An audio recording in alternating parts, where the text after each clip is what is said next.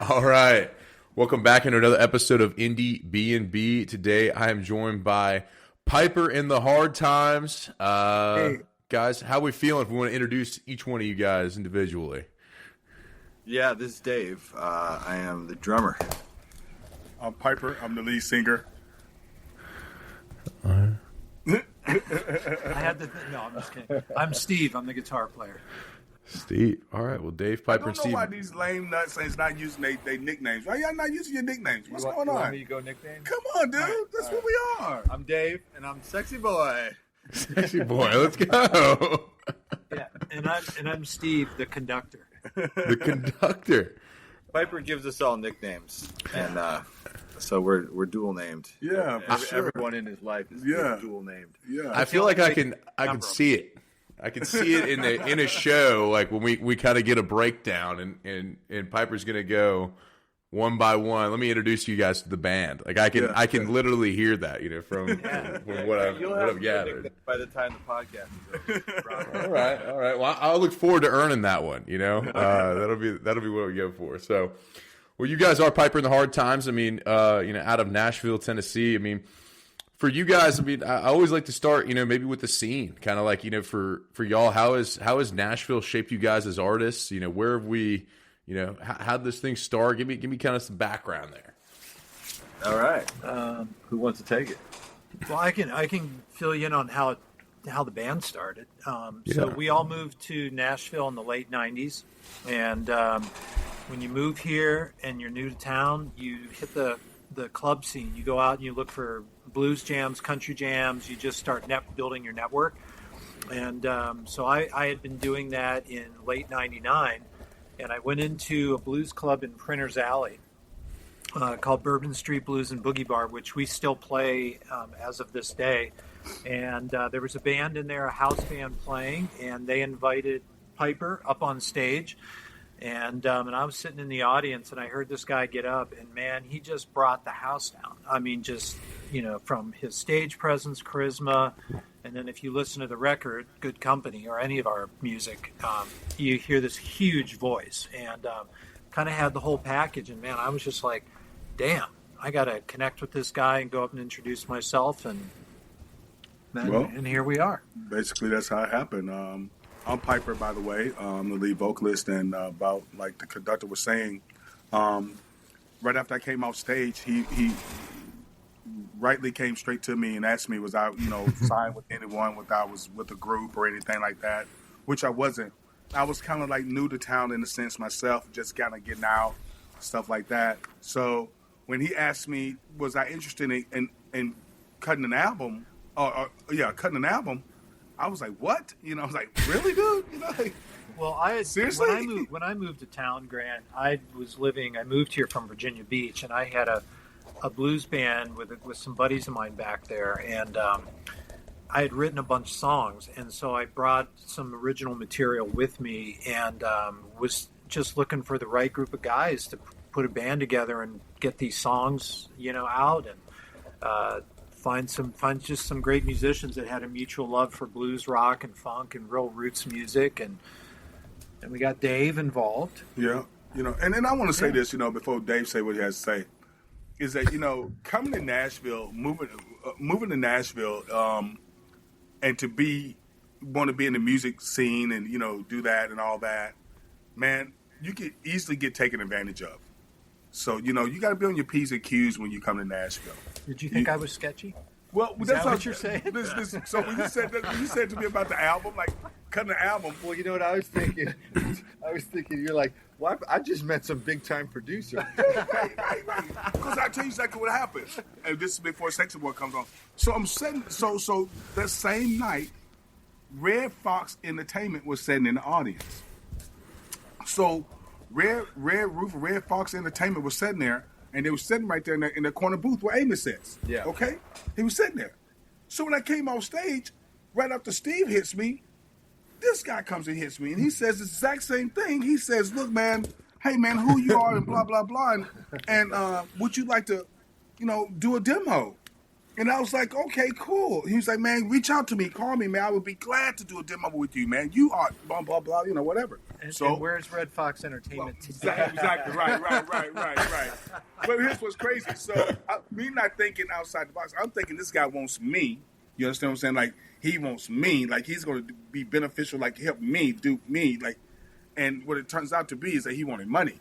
There you go. See what I'm saying? Yeah. It was going to, but so I went back to Steve. You found I had no money. But he had some songs. Yeah, for sure. No money, but songs. That free album sounded pretty good after they asked you for the advance. Go ahead, sexy boy. I'm sorry, man. Go ahead. Yeah, no, they covered it. I had met Steve, and so we were playing with another artist, and he said, "Man, I saw this great singer, and I think we should, do a hangout and play a little bit and see what happens." And it was apparent from the first time we played together that it was pretty cool. And that was a long time ago. That was '99. We played for a bunch of years. We took a bunch of years off, and then we started rocking again. I guess about 10 years ago, right? Yeah. Wow. So I mean, like the years that you guys were early on, how different are you guys today than you were back then? What are do you have a different approach to what you guys are doing? Is there still some similarities to the 99 to 2000 mid 2000 version, or what's been the kind of transition there? It's unchanged, honestly. Yeah. I mean, it's really like exactly the same. We're older, obviously, hopefully wiser. I know we're better players. I know Piper's a better vocalist. He was an amazing entertainer from minute one, so that didn't. But I mean, really, it's like we came back after a decade off to a pretty big show here in Nashville at the Frisch Center for a concert series they did, and we just stepped in cold, and it was like we had played the week before. It was kind of wild. Gotcha. That's when there's a chemistry, and I know it's hard to quantify that. People ask us like, well, how do you describe the chemistry? It's like It's just undeniable. It's just this thing, like we know instinctively what each other's going to do, and there's two other members of the band, Funk Stick and Amy the Professor, and we're all kind of like that. The five of us, when we get together, man, we just read each other, and it's pretty unmistakable. I think they just all pay attention to me, is what I'm about to do on stage, because I don't think there's nothing actually planned. I actually think they just get on stage and give what they call their energy, and they know the energy I'm talking about. They bring their energy, man, and they just follow along, because I'm gonna be honest with you, we don't. Unless we have to, we'd never go by a set list. So we all go by what Piper feels at that moment in time. So that's where it's at. I love that. I mean, I'm sure that took a lot of time to develop, that first, that 99 to, first few years, like, was that, a time where you guys are going in playing clubs? Like, what was the frequency? What were the things that you guys were doing? I know Nashville's like a true, like, if you're in that club scene, it's a every night, kind of feel. So what was y'all's frequency in the beginning there, and then what is it now? Well, Nashville was really different then. Yeah, You're like shockingly different. We had a gig downtown at a place called Wolfie's, which was 4 or 5 blocks up from the river, which now is just basically like the Vegas Strip. But we would play down there weekly. And, we'd often play to 20 people. You couldn't play to 20 people at any hour of any day now down there. No. So it's a totally different thing, really, as far as the city's concerned. But we played a lot, and, we made a couple records. They weren't the records like we made now. We made our first one at a home studio. Sounded great with a friend of ours, and then a second one at a little bit more of a proper studio on Music Row, demo studio, and then we hit pause. But now the 2 records that we've put out, they were done proper settings and proper pros, and we're very proud of them. So, we just kind of took what we were doing then and just sort of elevated. Yeah. That's good. I gotta ask, it's gotta be difficult with a kind of a blues and a funk, in that, the roots of that music really is rooted in the live performance, right? Like, like you said, like it's, you don't go on with a set list. Piper drives the bus with, what he's feeling. Like, what are the things, how do you translate that to an album setting? Like, how do we get the juice, if you will, like inside of a studio? Like, what's that look like? The same thing, because That's a great question. Because it's a live setting. I haven't did no recordings without my band being there. So to me, it's no different from me doing a show. So I go in the studio and I just be me. And not only being there, he likes to get live. He insists on getting live vocals with the band, which is somewhat unusual. Some singers like to do that, but it's more common most of the time. Even if most of the time a singer's doing a takedown with the band, they're going to want to come back and redo their vocal. That's kind of a given. Like, they're just basically giving you a vocal so that the band knows where they are in a song, and then they're going to come back in and do their vocal. But he doesn't like to do that. We play live, and like you said, he wants to sing live as the pass goes down. So everything that you hear on our 2 new records, Revelation, Good Company, those are live band takes completely, and live vocals as well, with very little overdub, like maybe a word or two here and there. Yeah, there's nothing like that. Yeah. And there's some really cool moments on both records. Like on the first album, on Revelation, the very first track is a song called Trouble Man, which we've had for a long time. But I remember when we recorded that, I was standing in front of the isolation booth where Al was singing. He was in this little room, and there was a big window there. And at the end of the song, you can hear the vamp when we're riding out, and he started going, "They call me the Trouble Man." And I turned to him, and while I was playing the song, I'm pointing at him. I'm just like going, "Go for it," And that song at the end, man, became its own thing, and the energy just kind of blew the roof off and set the tone. Yeah. For sure. For the album. And we try to do something like that, when the time is right. We don't force it. It just happens naturally, and there's moments on both albums, like that. And you can tell on both albums that, those special moments, you can probably feel it if you pay attention to the album enough, because it just comes out clearly. It's just what it is. Even, back to the first album, 20 Long Years, that's the last song on the album. That song, it's not for us to talk about long, but that song all came together in the studio. We were scheduled to do a different song, and personally, I didn't want to do the song that we were scheduled to do. So the conductor looks at me and says, "Well, what are we going to do?" And I looked at him and I was like, I don't know, just pick something else. I just don't want to do that. So we go out in the hallway. We step out to just kind of have a little powwow, just try to figure things out real quick so we can move forward. And he looks at me and he says, "Hey, how about if I just do something like this?" And he played this little lick, and we started kind of vibing together there just for those quick couple of minutes. And we go back in and we said, "Hey, let's just play it." We told everybody what the idea was, meaning that we were just going to play this and let Piper be Piper. So they allowed me to be me. And that's how 20 Long Years came together, because it was nothing planned. It was all one take. The band just did what they came to do. They did their job. They did their job fantastically well. And they let me do what I wanted to do. And they let me be me. So there you go. I love that. Well, want to dive in on the song Spotlight, for In the Meantime. Is it a similar feel? Was that something that was written, as obviously, through a jam, or Dude, was I it hate something? This song, man. Why does everybody keep playing? No, I'm just kidding. Nah. Man, that one. So as long as the three of us have been together, anytime we get together and we're saying goodbye and things like that, Al has always had this little catchphrase where he'll say, "Hey guys, in the meantime, in between time, you do your thing, and I'm sure as hell going to do mine." Correct. And it made it on the liner notes of the second album.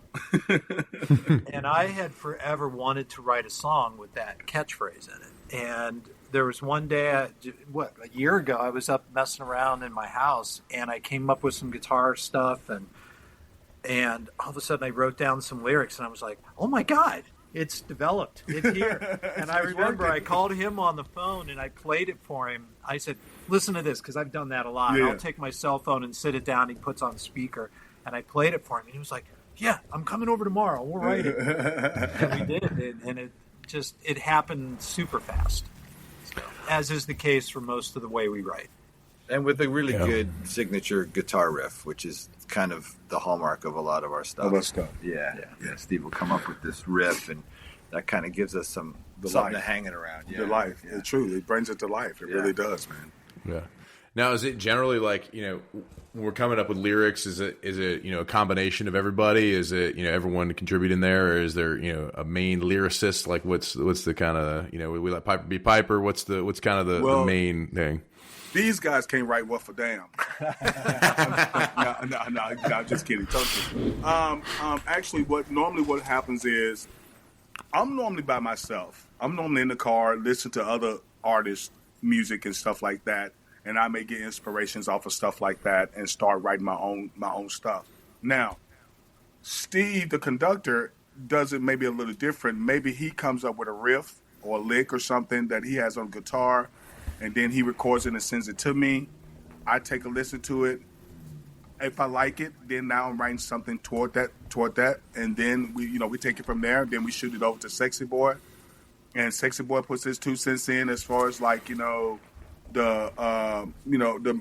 not so much as melody, what we call the beat, I guess. Is that the arrangement and groove ideas and that kind of stuff. That kind of stuff. Yeah, and then so we all collab together.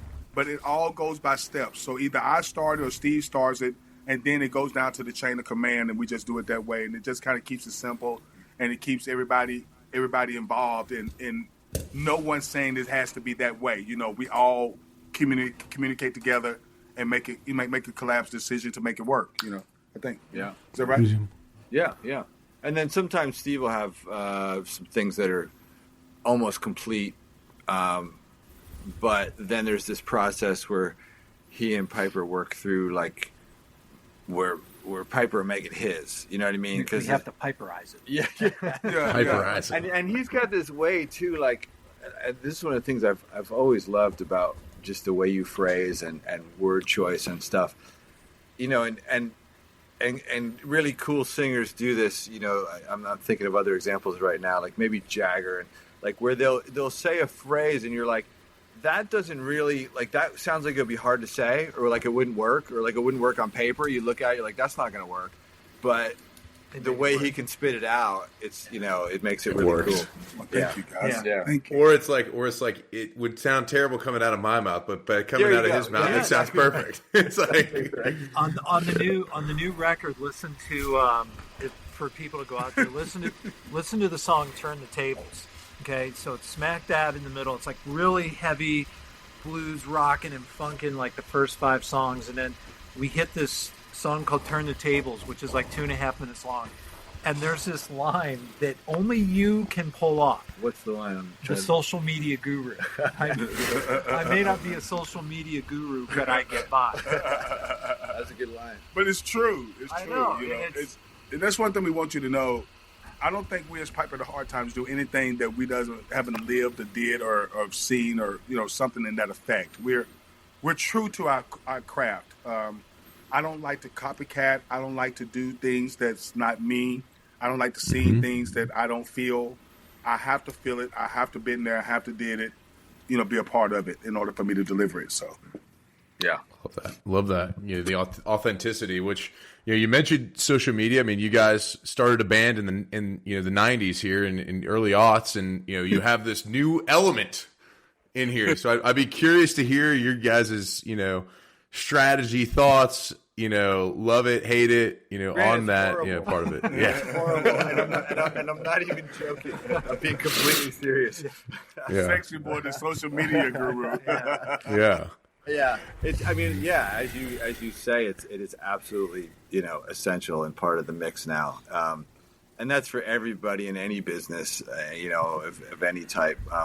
We each have done and do some other things, and my wife and I have a small business, and it's just this essential, constant thing. But it's also, honestly, an amazing tool.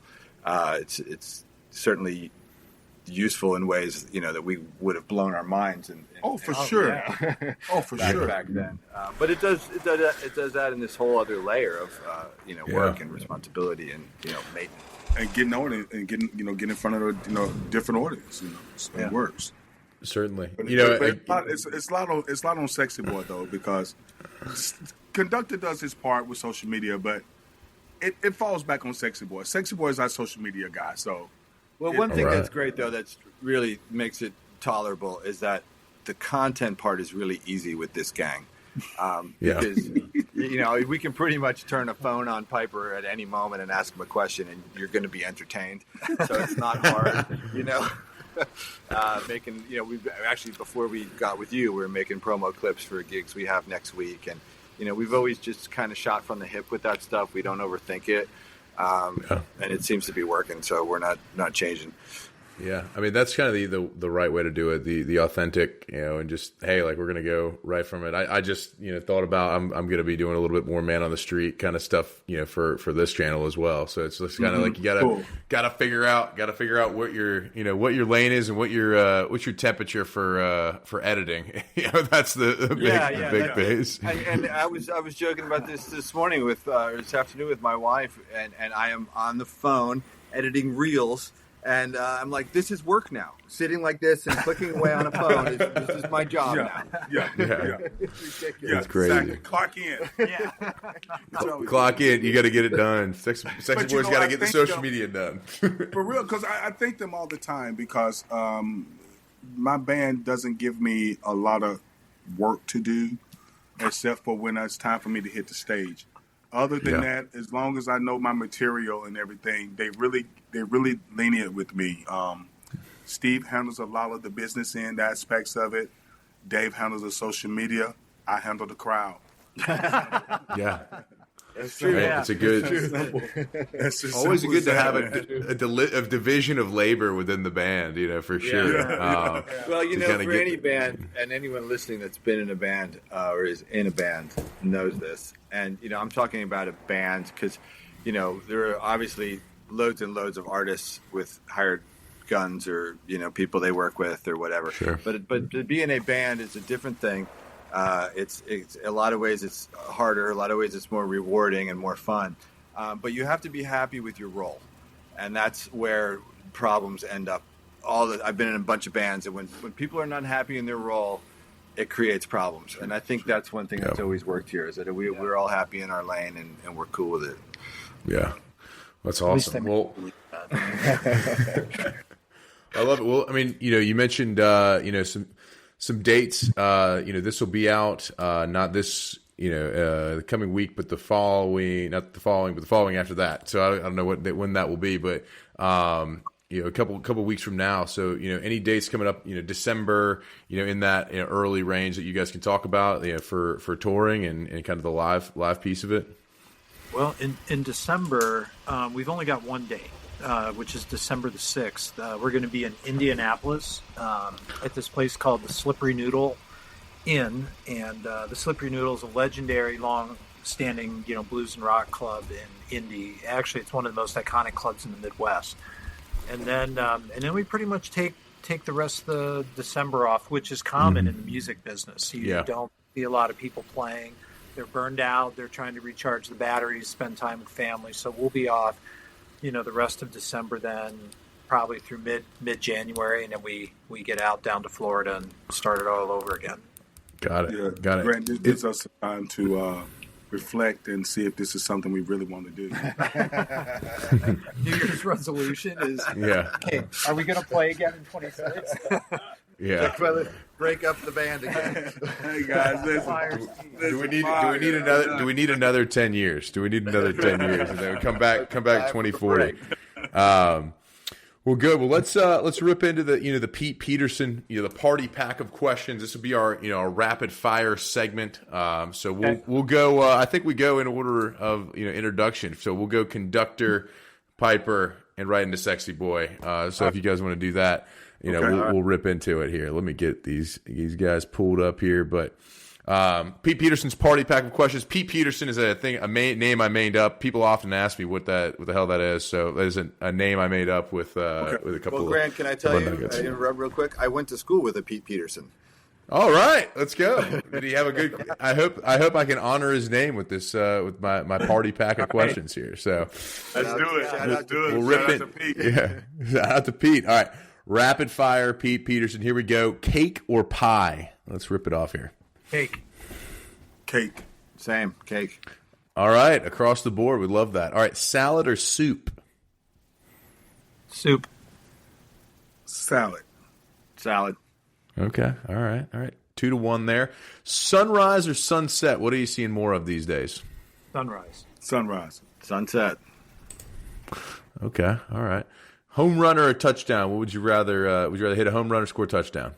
Ooh. Home run, no doubt about it. Ooh. I'm gonna say home run too, man. I know. Damn. I'm gonna take touchdown. Of course. All right. Teeter. I love it. Dave's I love our it. sports guy.